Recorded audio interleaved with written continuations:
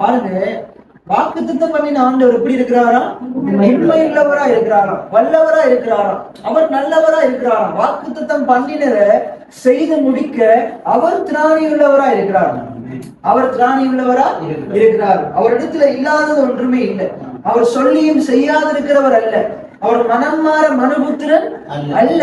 அவர் வார்த்தையினால் சொன்னதை தம் கரங்களினால் நிறைவேற்றி முடிக்க போதுமானவராக இருக்கிறார். எத்தனை பேர் ஆமென் சொல்லுங்க? அப்ப உங்களோட வாழ்க்கையில நீங்க விசுவாசத்தை, நம்பிக்கை அறிக்கை எடுக்கிறதுல எப்படி இருக்கும்? அசைவில்லாம உறுதியா இருக்கும். எப்படி இருக்கும்? அசைவில்லாம உறுதியா இருக்கும். நீங்க எப்படி பேசணும்டா, இப்ப இருக்கிற நிலைமையிலையும் அதைத்தான் பேசணும். எதை பேசணும்? விசுவாசத்தை பேசணும், நம்பிக்கையை பேசணும், கர்த்தர் உங்களுக்காக உண்டு பண்ணி வைத்ததை பேசணும். பிரச்சனையை பெருசா பேசக்கூடாது, தேவைகளை பெருசா பேச கூடாது. இந்த வாழ்க்கையில நடக்கிற தீமையான காரியங்களை பெருசா பேசக்கூடாது.